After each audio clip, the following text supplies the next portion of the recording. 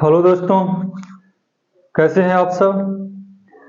तो आज फिर से एक नए वीडियो के साथ आ गया हूं मैं। क्या करवाने वाला हूं इस वीडियो में, ये ऑडिट का लेक्चर होगा यहाँ पे। तो ऑडिट का क्लास लेकर मैं अब आप सभी के साथ फिर से आ गया हूं। पहला लेक्चर चला गया है, आप लोग देख रहे होंगे, मैं ऐसा उम्मीद करता हूं। तो कैसी रही आपका ये क्लास, कैसा लग रहा है? कुछ भी प्रॉब्लम हो रहा हो या किसी भी तरह की और भी कुछ परेशानियां हो तो ज़रूर आप मुझे कमेंट करें या फिर मेरे नंबर पे आप कॉल करें। ये नंबर आपको वीडियो के नीचे मिल ही जाएगा। वैसे अगर आपको चाहिए तो ये मैं आपको यहाँ पे एक बार नोट कर लो आप लोग।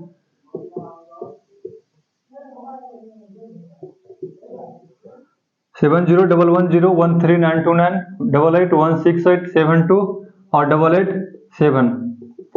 तो इस पर जाकर के आप मेरे से कॉल व्हाट्सएप जो भी है आप उस तरह से मेरे से कांटेक्ट में आप आ सकते हैं।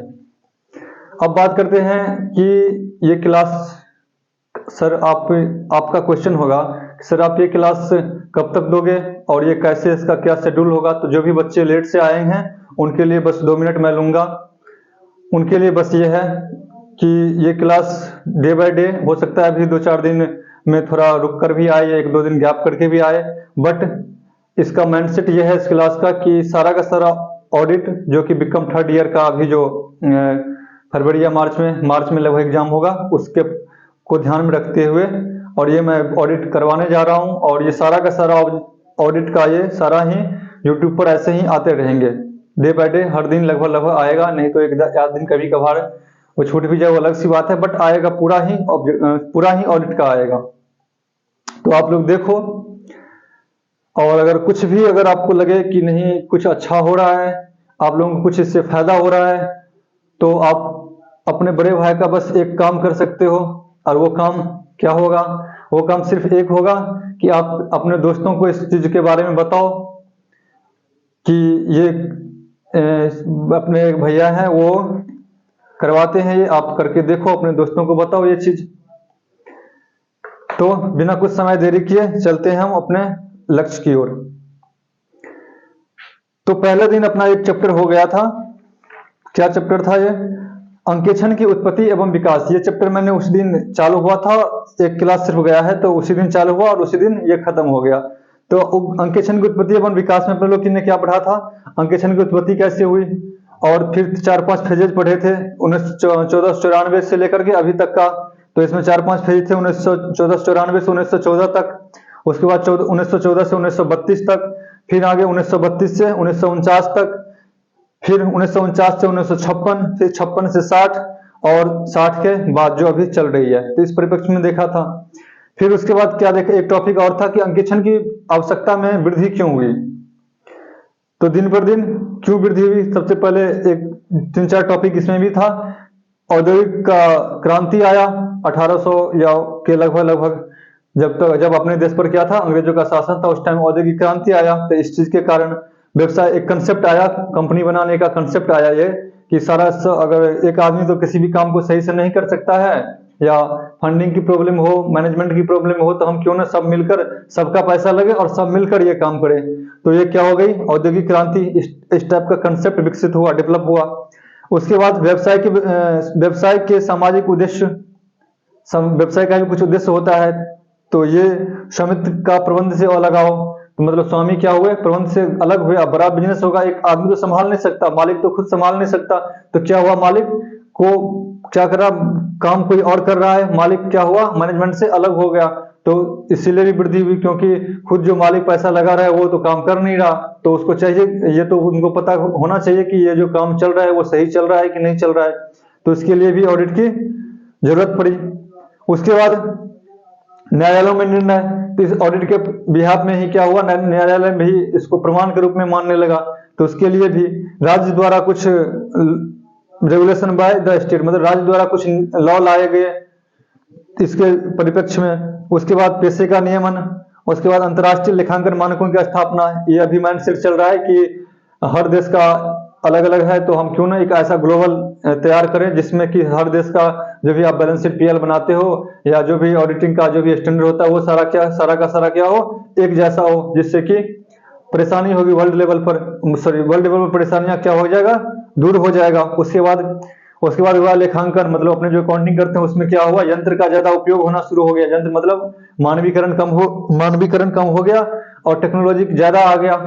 तो इस सब चीजों के कारण क्या हुआ, ऑडिट का मतलब जरूरत दिन पर दिन बढ़ता ही चला गया। ये तो अपना पहला चैप्टर का था। आज दूसरा चैप्टर मैं करवाने वाला हूं, कहते हैं अंकेक्षण का अर्थ, परिभाषा एवं क्षेत्र। क्या टॉपिक है, इसको मैं एक बार मिटा देता हूं। अंकेक्षण का अर्थ, परिभाषा एवं क्षेत्र।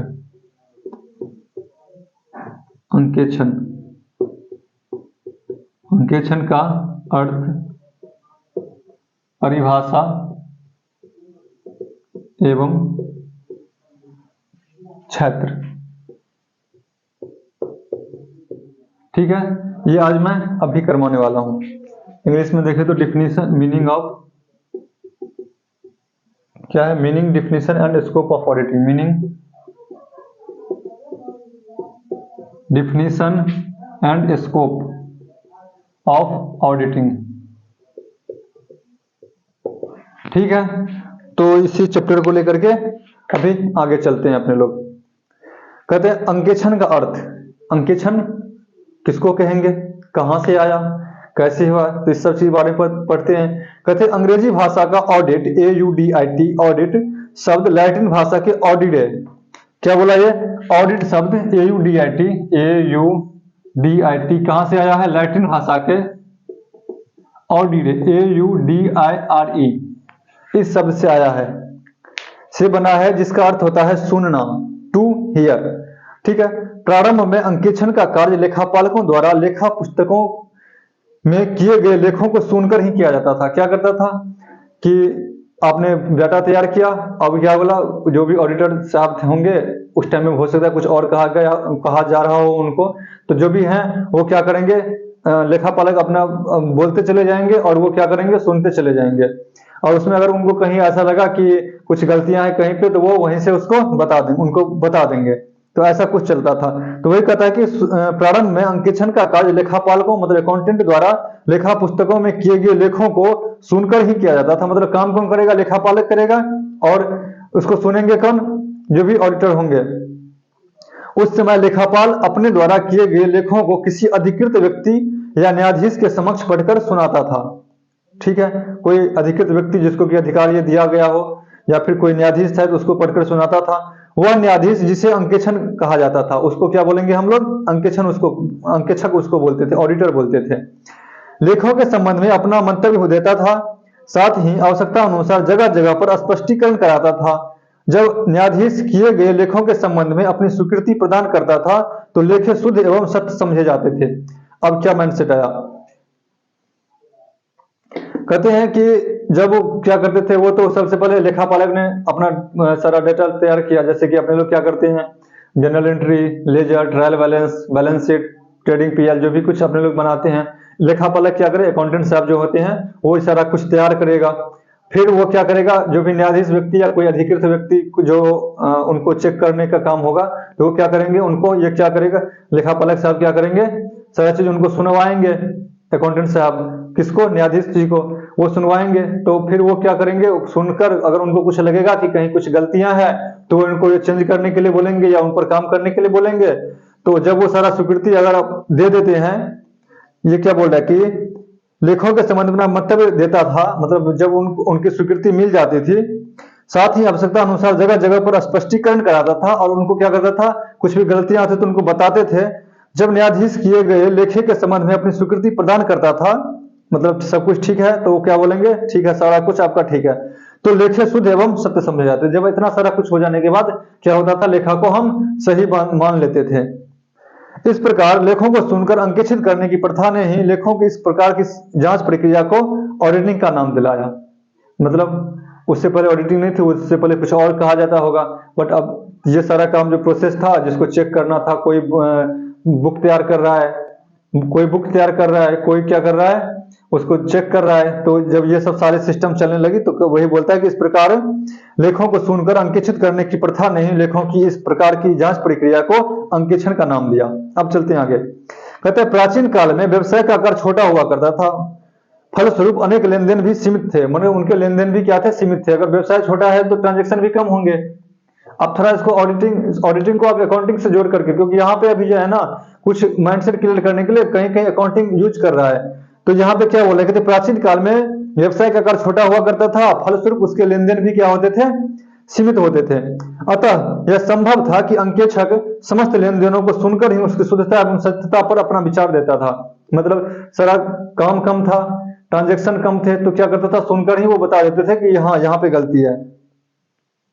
किंतु वर्तमान में अंकेक्षण का उद्देश्य काफी व्यापक हो गया। व्यवसायिक संगठनों के विभिन्न स्वरूप, एकांकी, साझेदारी तथा कंपनी, 3 स्वरूप जाते हैं, सोल प्रोप्राइटरशिप, पार्टनरशिप और कंपनी। ये जो कंसेप्ट है, व्यापार का बढ़ता हुआ क्षेत्र, नगद एवं उधार बिक्री की बढ़ती हुई मात्रा। तो क्या हुआ? ये पहले क्या था?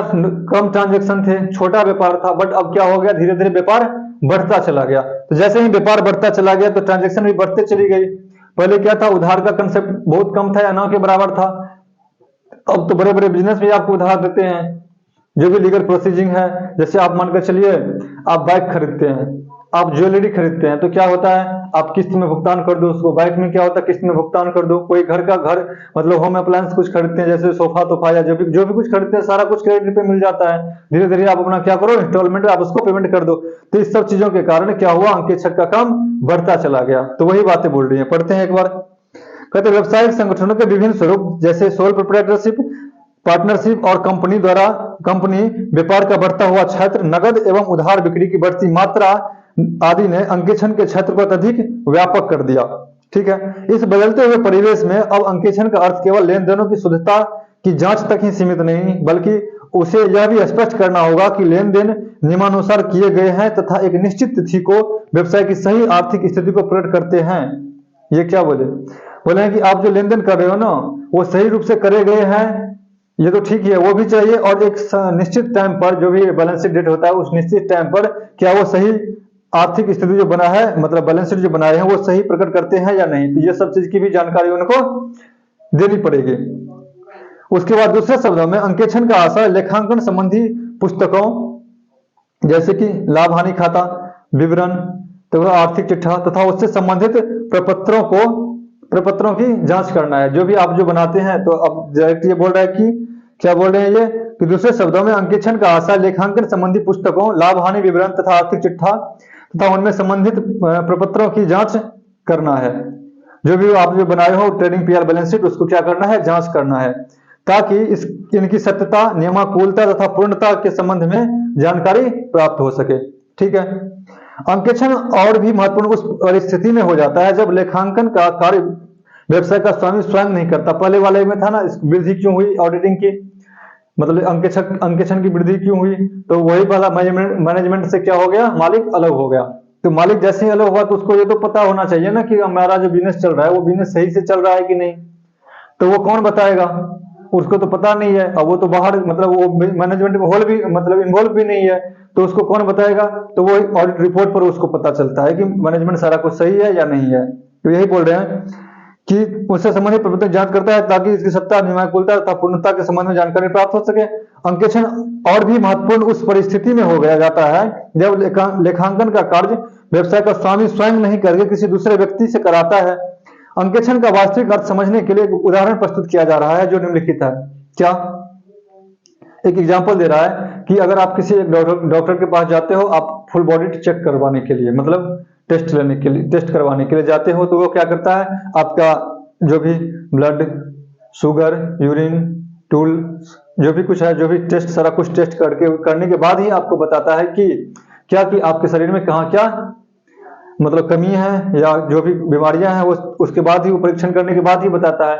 तो उसी प्रकार कहता है कि जिस प्रकार कोई व्यक्ति अपने शरीर की स्वच्छता की जांच के लिए डॉक्टर से परीक्षण कराता है और डॉक्टर संपूर्ण जांच पड़ताल के बाद प्रमाण पत्र देता है कि शरीर स्वस्थ है या नहीं, इसी प्रकार जब कोई व्यवसायी यह जानकारी प्राप्त करना चाहता है कि उसकी लेखा पुस्तकें सत्य एवं वास्तविक स्थिति प्रकट करती है या नहीं, तो उसके लिए खाता पुस्तकों की जांच किसी अंकेक्षक से कराई जाती है। जिस तरह आप अपने बॉडी चेकअप के लिए, सॉरी एक मिनट, ये माइक में हाथ लग गया। जिस प्रकार आप अपने बॉडी चेकअप के लिए क्या करते हो, डॉक्टर के पास जाते हो, उसी तरह आपको क्या करना पड़ेगा, अपने बिजनेस में सारा कुछ सही चल रहा है कि नहीं चल रहा है, उसके लिए क्या करना पड़ेगा, आपको एक अंकेक्षक से उसकी ऑडिट करवानी पड़ेगी। इसी प्रकार जब कोई व्यवसाय यह जानकारी प्राप्त करना चाहता है कि उसकी पुस्तकें सत्य एवं वास्तविक स्थिति प्रकट करती है या नहीं, तो उसके लिए खाता पुस्तकों की जांच किसी अंकेक्षक से करवाई जाती है। पूरी जांच पड़ताल के बाद अंकेक्षक लेखा पुस्तकों की शुद्धता एवं सत्यता के संबंध में अपना प्रतिवेदन मतलब अपना रिपोर्ट प्रस्तुत करता है। इस क्रिया को क्या कहते हैं, अंकेक्षण कहते हैं। तो अब मोटा मोटी आइडिया आपके माइंड में आ गया होगा कि अंकेक्षण कहते किसको है। ठीक है, अब नीचे दिए हुए हैं कुछ डिफिनेशन दिए हुए हैं, उसको मैं शायद छोड़ूंगा या फिर देखता हूं क्या है कैसे है। कहते हैं डिफिनेशन में चले जाते हैं। कहते हैं वस्तुतः अंकेक्षण की परिभाषा कुछ ही शब्दों में दिया जाना संभव नहीं है, क्योंकि लेखाकर्म के क्षेत्र में विकास के कारण अंकेक्षक की परिभाषा भी समय समय पर बदलती रहती है। क्योंकि अकाउंटिंग बढ़ता चला गया, यंत्र के प्रयोग होने लगे, मतलब मशीन का प्रयोग होने लगा और अकाउंटिंग में। उसके बाद क्या हो गया, बिजनेस बढ़ा। उसके बाद मैनेजमेंट क्या हो गया, मतलब प्रबंधक क्या हो गया, मैनेजमेंट से अलग हो गया। जो भी प्रबंधक मतलब क्या, मालिक, सॉरी मालिक क्या हो गया, मैनेजमेंट से अलग हो गया। तो ये सब सारे होने के बाद क्या हो गई, धीरे धीरे ऑडिटिंग की जरूरत महसूस की जाने लगी। वस्तुतः अंकेक्षण की परिभाषा कुछ ही शब्दों में दिया जाना संभव नहीं है, क्योंकि लेखाकर्म के क्षेत्र में विकास के कारण अंकेक्षण की परिभाषा भी समय समय पर बदलती रही है, तथा विभिन्न विद्वानों ने भी समय समय पर इसकी परिभाषा अपने अपने दृष्टिकोण से दी है, जिनमें भिन्नता पाई जाती है। कुछ प्रमुख विद्वानों की परिभाषा निम्नलिखित है। तो ये परिभाषा मैं वैसे पढ़ता नहीं हूं, लेकिन एक बार मैं जल्दी जल्दी में कर देता हूं। कहते हैं R.G. विलियम्स के शब्दों में अंकेक्षण से आशय व्यापार की पुस्तकों, खातों तथा प्रमाणकों की पुस्तकों, खातों और प्रमाणकों। तो क्या हो गया, ये आप जो एंट्री करते हो, प्रमाणक मतलब आपका जो इनवॉइस जिसके आधार पर आप क्या करते हो, एंट्री करते हो, जनरल एंट्री करते हो, वो खातों तथा प्रमाणकों की जांच से है, ताकि यह पता लगाया जा सके कि व्यवसाय का सही तथा उचित चित्र प्रस्तुत करने हेतु चिट्ठा नियमानुसार बनाया गया है या नहीं। मान के चलते थोड़ी देर के बाद एक एग्जांपल समझो। आप दुकान पे जाते हो, आप माइंड सेट करो आपका एक बिजनेस है, ठीक है, आपका एक बिजनेस है, आप क्या करें, चल रहा है नॉर्मल, जो भी सिचुएशन है वो चल रही है। आप दुकान में जाते हो, अपने बच्चे के लिए या अपने घर के किसी सदस्य के लिए आप कपड़े खरीदते हो, ठीक है, कपड़ा आपने खरीदा और वो बिल आपने क्या कर दिया, बिजनेस में डाल दिया। बिल पे तो सही एंट्री गई है, आपने तो सही एंट्री दिखाए हैं, बट उसका पर्पस क्या था, पर्पस क्या था, वो बिजनेस का काम था, बच्चे का, अपने बच्चे का या अपने फैमिली मेंबर का कोई भी आप कपड़ा खरीद रहे हो और वो बिल दिखा रहे हो अपने बिजनेस में खर्चे की तरफ, तो खर्चे कम हुए, खर्चे अगर बढ़ेगा तो प्रॉफिट कम होगा, इसके पर्पस से आप दिखा रहे होंगे, तो ये गलत है। तो इस चीज की भी जांच की जाती है कि जो भी खर्चे या जो भी इनकम आपको हुआ है वो एक्चुअल उस बिजनेस का है या नहीं है। अगर नहीं है तो फिर उसको आप हटाओ, खर्चे या इनकम जो भी कुछ है उसको आप हटाओ वहां से। तो ये सब चीज आपको सारा कुछ चेक करना पड़ेगा। तो वही बोलता है कि R.G. विलियम्स के शब्दों में अंकेक्षक से आशय व्यापार की पुस्तकों, खातों तथा प्रमाणकों, जो भी जिस आधार पर, जिस प्रमाणक, जिस इनवॉइस के आधार पर, जो बिल के आधार पर आपने एंट्री करी है, वो बिल सही है कि नहीं है, उस बिल का पर्पस सही है कि नहीं है, वो बिजनेस से रिलेट करता है कि नहीं करता है। तो ये सब बातें आपको क्या करनी पड़ेगी, देखनी पड़ेगी, जांच करनी पड़ेगी, ताकि यह पता लगाया जा सके कि व्यवसाय का सही तथा उचित चित्र प्रस्तुत करने हेतु नियमानुसार बना, मतलब वो जो आप बैलेंस शीट बनाए हो वो सही से बना है या नहीं बना है। तो ये चीज आपको देखनी पड़ेगी, ठीक है। उसके बाद J.R. बॉटलीबाय के शब्दों में, दूसरे जो भी प्रोफेसर हैं उन्होंने J.R. बॉटलीबाय के शब्दों में अंकेक्षण किसी व्यवसाय के लेन देन की पुस्तकों की बुद्धिमत्तापूर्ण तथा आलोचनात्मक जांच है, अपने बुद्धि के हिसाब से जांच है, जो उन प्रपत्रों एवं प्रमाणकों की सहायता से की जाती है जिससे वे तैयार की गई है। इस जांच का उद्देश्य यह ज्ञात करना होता है कि संस्था का लाभ हानि विवरण में दिखाया गया एक निश्चित अवधि का कार्यकाल, जैसे आप नॉर्मली क्या करते हो, पीरियड क्या होता है, 31 नहीं, 1 अप्रैल से 31 मार्च नेक्स्ट ईयर का 31 मार्च, ये अपना फाइनेंशियल ईयर चलता है। तो इसमें आपको जो भी पीरियड है उस पीरियड के हिसाब से जो भी आपने बनाया है, जो भी चिट्ठा तैयार किया है, जो भी बैलेंस शीट आपने बनाए हैं, उसका सही बना है कि नहीं बना है, सही बेस है उसका कि नहीं है। ऐसा तो नहीं है कि हम जो मतलब किसी एम्प्लॉय को पेमेंट कर रहे हैं वो एक्चुअल में आपके बिजनेस में काम ही नहीं कर रहा हो, हम फेक दिखा रहे हैं, खर्चे के रूप में दिखा रहे हैं। कुछ ऐसा तो नहीं है कि जो बिजनेस से रिलेट नहीं करता है हम वो किसी और से रिलेट करता है। जैसे कि अभी मैंने एग्जांपल दिया, आप घर के फैमिली मेंबर का कपड़ा खरीद रहे हो, आपने कोई ऐसा गाड़ी खरीदा है जिसका डेप्रिसिएशन आप बिजनेस में चार्ज कर रहे हो और वो गाड़ी कहीं और यूज की जा रही है, तो ऐसे सब जो भी खर्चे हैं इस सब खर्चों को क्या करना पड़ेगा, आपको वहां से हटानी पड़ेगी, वो एक्चुअल बिजनेस का पार्ट नहीं है। ठीक है, तो जिससे वे तैयार की गई है। इस जांच का उद्देश्य यह ज्ञात करना होता है कि संस्था का लाभ हानि विवरण में दिखाया गया एक निश्चित अवधि का कार्यकाल तथा चिट्ठी में दिखाई गई व्यापार की वित्तीय स्थिति उस समय उन व्यक्तियों द्वारा सही ढंग से निर्धारित व प्रदर्शित की गई है अथवा नहीं जिन्होंने इसको तैयार किया है। ठीक है। स्पेंसर एवं पेंगलर के शब्दों में कहते हैं, अंकेक्षण एक व्यवसाय की पुस्तकों, खातों तथा प्रमाणकों के इस प्रकार जांच को कहते हैं जो अंकेक्षक को यह संतोष पूर्वक करने की स्थिति में ला दे कि उसे प्राप्त सूचना एवं स्पष्टीकरणों के आधार पर एवं जो पुस्तकें से प्रकट है उसके अनुसार संस्था का चिट्ठा, उसकी आर्थिक स्थिति और लाभ हानि विवरण संस्था के वित्तीय वर्ष के लाभ हानि को सही एवं सत्य रूप से प्रकट करता है। यदि नहीं तो किन किन बातों से वो असंतुष्ट है। मिली जुली बात, अभी 3 डेफिनेशन जो मैंने अभी पढ़ा, मिली जुली बात सब यही के यही बोलते हैं। कुछ एक सब इधर बोलने का तरीका हो सकता है, कुछ अलग हो, बात वही है। उपयुक्त तीनों परिभाषाओं से निम्नलिखित बातें स्पष्ट होती है। क्या सब स्पष्ट होती है? कहते हैं अंकेक्षण लेखा पुस्तकों में किए गए लेन देनों की जांच है। अंकेक्षण क्या है? लेखा पुस्तकों में जो भी आपने एंट्री करी है उस एंट्री की क्या है? जांच है, जांच करना है। दूसरा, लेन देनों की जांच प्रमाणकों तथा सूचनाओं के आधार पर की जाती है। लेन देन की जांच क्या होती है? प्रमाणकों मतलब वोचर, बिल, दुकान जाते हो, किराना दुकान, मॉल जाते हो, बिल मिलता है। उसके बाद आप कहीं और भी कोई सामान खरीदते हो, बिल मिलता है, उस बिल के आधार पर आप क्या करते हो? जनरल एंट्री करते हो।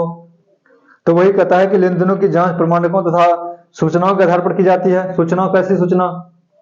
आप दूसरे से पूछो कि ये सही है कि नहीं है, आप किसी थर्ड पार्टी से जाओ, क्योंकि बिजनेस वाले जो मैनेजमेंट में होते हैं वहां पर ऑडिट करने जाओगे, मैनेजमेंट में अगर ऑडिट करने जाओगे तो मैनेजमेंट तो सब मिले जुले होते हैं।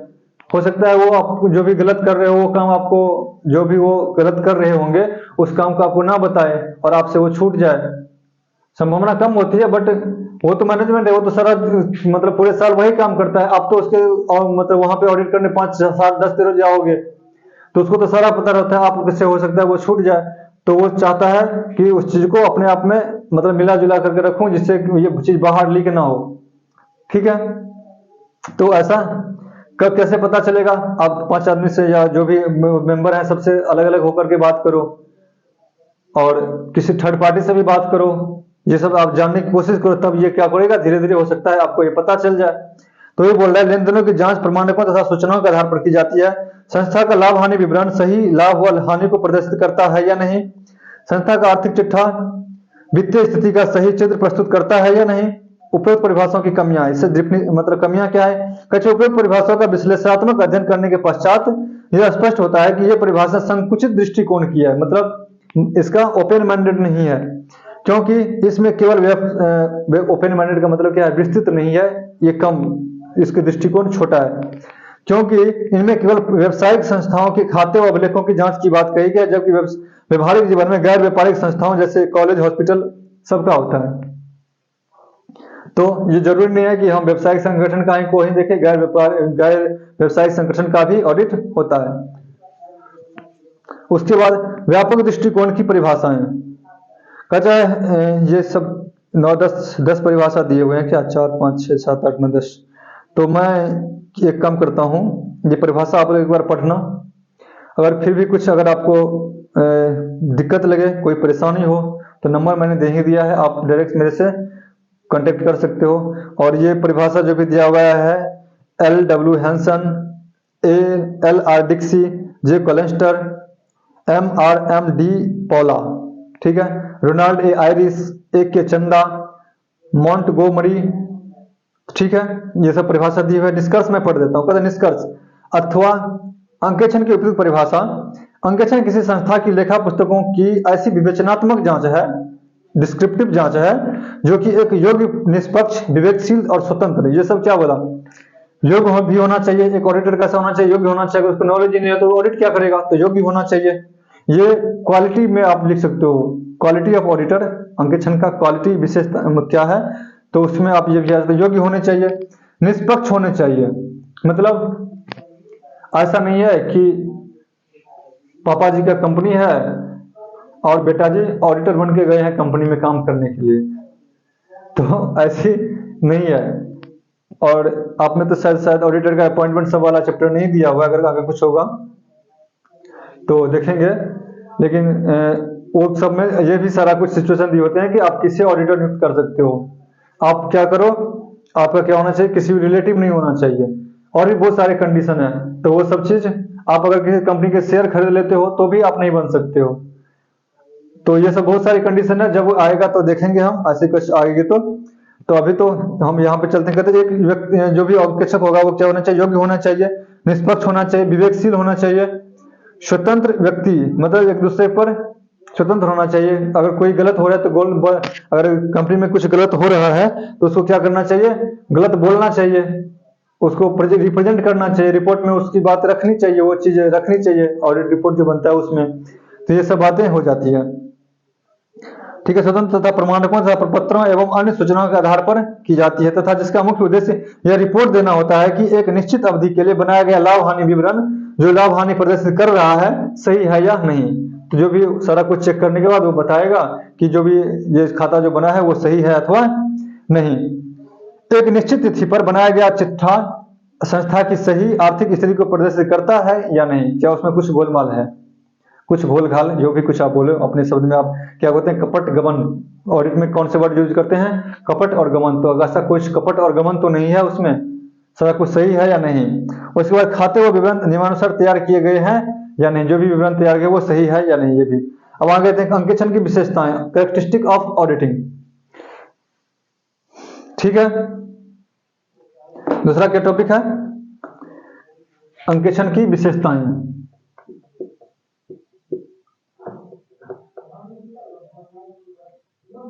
अंकेक्षण की विशेषता।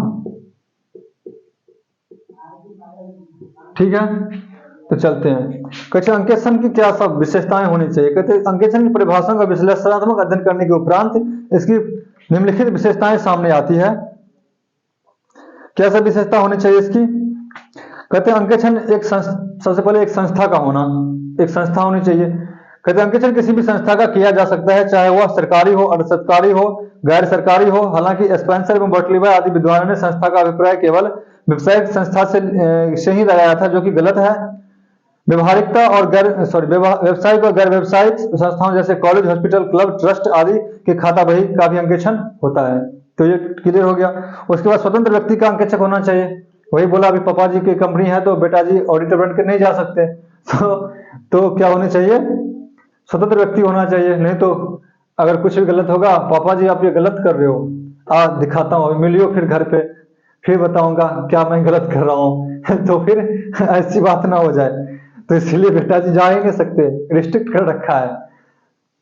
तो कहते हैं अंकेक्षक ऐसे व्यक्ति को होना चाहिए जिसका संबंधित व्यवसाय से कोई संबंध न हो, लिखा है डायरेक्ट, संबंधित व्यवसाय से कोई रिलेशन ना हो, साथ ही दूसरे से गलत प्रभाव में नहीं आए, दूसरों के गलत प्रभाव में न आए। वह तभी निष्पक्ष भाव से अंकेक्षक के कार्य का निष्पादन कर सकता है। ठीक है। पुस्तकों की शुद्धता एवं सत्यता की जांच। कुछ अंकेक्षण के द्वारा इस बात की जानकारी होती है कि संस्था द्वारा तैयार किए गए खाते एवं पुस्तक शुद्ध एवं सत्य है या नहीं है, तो ये भी देखनी पड़ेगी। प्रमाणकों का प्रयोग, जो भी बिल की बात कर रहा है वो बिल आप का प्रयोग करके ही आप देखोगे कि कोई भी ऐसी गलती, ऐसी क्या कहते हैं एंट्रियां तो बच तो नहीं गई जो कि बिल में है और आपने एंट्री नहीं करी, या ऐसी कोई एंट्रियां ऐसी तो नहीं हो गई जो बिल में नहीं है और बिल नहीं है उसकी और आपने एंट्री कर दी, तो ऐसी भी बात नहीं होना चाहिए। देखते हैं खाते में शुद्धता एवं सत्यता की जांच के लिए प्रत्येक लेखा का मिलान संबंधित प्रमाणक से किया जाता है। दूसरे शब्दों में कोई भी ऐसा लेखा नहीं होना चाहिए जिसका प्रमाणक नहीं हो, साथ ही कोई भी ऐसी प्रमाणक नहीं होनी चाहिए जिसका लेखा ना हुआ हो। ठीक है। उसके बाद कहते हैं आवश्यक स्पष्टीकरण प्राप्त करना। यह आवश्यक नहीं है कि यह आवश्यक नहीं है कि प्रमाणकों के आधार पर लेखों की जांच से ही सारे तथ्य स्पष्ट हो जाए। जरूरी नहीं है कि आप जो बिल दिखाए हो और वो बिल के जांच से ही क्या पड़े, जो बिल दिखाए बिल में एंट्री है। अभी जो मैंने बताया ना कि ये भी जांच करना है आपको कि बिल जो आपने दिखाया वो एक्चुअल बिजनेस का है कि नहीं है, कहीं और तो उसकी यूज हो रही नहीं। आप कुर्सी खरीदते हो, मान लेते हैं कि आप 5 कुर्सी अपने बिजनेस के लिए खरीदते हो और उस कुर्सी को आप उठा करके अपने घर में यूज ला रहे हो और बिल दिखा दिया आपने बिजनेस में, तो फिर ये कैसी बात हो गई। तो ये सब चीज भी आपको माइंडसेट में रखना पड़ेगा कि जो भी चीज बिजनेस में आप एंट्री कर रहे हो, खर्चे दिखा रहे हो, एक्चुअली बिजनेस में यूज भी हो रही है या नहीं हो रही है। तो यह आवश्यक नहीं है कि प्रमाणिकों के आधार पर अंकित लेखों की जांच से ही सारे तथ्य स्पष्ट हो जाए। कुछ खास तथ्यों का स्पष्टीकरण संबंधित व्यक्तियों से पूछकर भी करने की आवश्यकता पड़ती है। तो सारा बिल के हिसाब से ही आप एंट्री करें, वो भी तब भी ऐसा नहीं होगा कि वो सारा का सारा सही होगा, उसके बाद भी गलतियां निकल से हो सकता है कि मैनेजमेंट को ये लगे कि मतलब हम अपना जो भी गलतियां वो निकाल मतलब प्रेजेंट ना करें, तो भी गुल खिला के रखेगा कंपनी में, बताएगा ही नहीं, सारे का सारा मतलब माइंडसेट क्लियर रहेगा कि हम किसी को कुछ बताना ही नहीं, ये बातें गलतियां हैं उसको छुपा के रखना है। तो आप उसको खोज करने में क्या होता है, परेशानियां होती है और हो सकता है आप खोज ना भी कर पाओ, ये भी सिचुएशन होती है। उसके बाद कहते हैं लाभ एवं हानि तथा आर्थिक स्थिति का सत्यापन। कहते हैं अंकेक्षक को यह सत्यापित करना होता है कि संस्था द्वारा तैयार किया गया लाभ हानि विवरण सही लाभ व हानि को प्रदर्शित करता है या नहीं। साथ ही आर्थिक चिट्ठा संस्था की वास्तविक आर्थिक स्थिति को प्रदर्शित करता है या नहीं। उसके बाद सिद्धांतों का पालन करता है, कुछ सिद्धांत होते हैं उस सिद्धांतों का आपको पालन करना। जैसे आपने अकाउंट पढ़ते थे, अकाउंट में क्या होता है, अकाउंटिंग स्टैंडर्ड होता है, उसी तरह आपको ऑडिट में क्या मिलेगा, स्टैंडर्ड ऑन ऑडिटिंग। ठीक है। खातों की जांच एवं लाभ हानि विवरण तथा चिट्ठा को सत्यापित करते समय अंकेक्षक को कुछ सिद्धांतों का ध्यान रखना होता है। साथ ही उसे यह भी देखना होता है कि लाभ हानि विवरण एवं चिट्ठा निर्धारित फॉर्म में तैयार किए गए हैं या नहीं। जो भी फॉर्मेट है उस फॉर्मेट के हिसाब से आप चल रहे हो कि या नहीं चल रहे हो। जो भी स्टैंडर्ड है उस स्टैंडर्ड के हिसाब से आपने अपना बैलेंस शीट तैयार किया है या नहीं किया, या उस स्टैंडर्ड के हिसाब से आपकी ऑडिटिंग हो रही है कि नहीं हो रही, मतलब सारा कुछ आपको चेक करना है। तो ऑडिटिंग स्टैंडर्ड तो ऑडिटर यूज करेगा ना, लेकिन अकाउंटिंग स्टैंडर्ड कौन यूज करेगा, अकाउंटेंट यूज करेगा। तो अकाउंटेंट वाला चेक करता है कौन, ऑडिटर। तो ठीक है, आप समझ गए होंगे। उसके बाद निश्चित अवधि, कहते हैं अंकेक्षण का कार्य एक निश्चित अवधि की खाते पुस्तकों की जांच से संबंधित होता है। मतलब एक निश्चित अवधि, जैसे कि फाइनेंशियल ईयर क्या 1 अप्रैल से नेक्स्ट ईयर ऑफ 31 मार्च। उसके बाद क्या होना चाहिए, बुद्धिमत्ता होनी चाहिए उसके पास। बुद्धिमत्ता कैसे होनी चाहिए, मतलब हो सकता है 10 क्लाइंट आप डील कर रहे हैं, तो 10 क्लाइंट कौन सा क्लाइंट किस नेचर का है उसके साथ उस हिसाब से बात करा जाएगा। तो ये सब चीज की भी आपके पास नॉलेज होनी चाहिए। कहते हैं अंकेक्षण का कार्य पूरा करने में काफी बुद्धि एवं चतुराई की आवश्यकता पड़ती है। उसके बाद आपको लास्ट में क्या करना पड़ेगा, आपको रिपोर्ट देना पड़ेगा। कहते हैं अंकेक्षण का कार्य समाप्त हो जाने पर अंकेक्षक को संस्था की लाभदायकता, आर्थिक स्थिति, लेखा पुस्तकों की शुद्धता आदि के संबंध में एक प्रतिवेदन मतलब रिपोर्ट देना होता है, जिससे अंकेक्षक का रिपोर्ट ऑडिटर रिपोर्ट, जिसको हम क्या कहते हैं, ऑडिटर रिपोर्ट कहते हैं।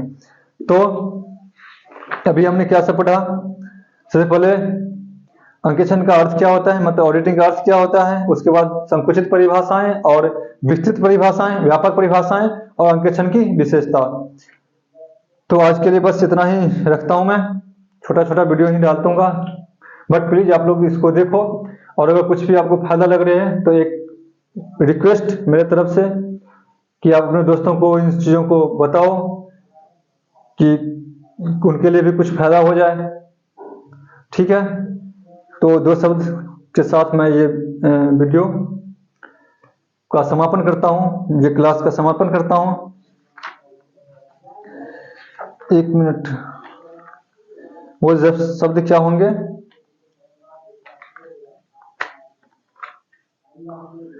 ठीक है।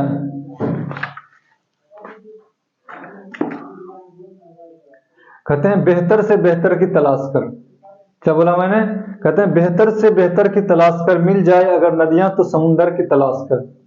बेहतर से बेहतर की तलाश कर, मिल जाए अगर नदियां तो समुंदर की तलाश कर। यूं तो टूट जाते हैं पत्थर से शीशे, बट यूं तो टूट जाते हैं पत्थर से शीशे, पर तू ऐसे शीशे की तलाश कर जिससे क्या हो जाए पत्थर टूट जाए। कुछ ऐसा है, शायद मतलब शायद भूल रहा हूं, तो ऐसा कुछ है। यूं तो टूट जाते हैं शीशे पत्थर की चोट से, हाँ, यूं तो टूट जाते हैं शीशे पत्थर की चोट से, पर टूट जाए जो शीशे ऐसे पत्थर की, टूट जाए जो पत्थर ऐसे शीशे की तलाश कर तो ठीक है, कुछ ऐसे। तो मिलते हैं नेक्स्ट वीडियो में, चलते हैं, मतलब नेक्स्ट वीडियो में मिलते हैं फिर आप लोगों के साथ ही।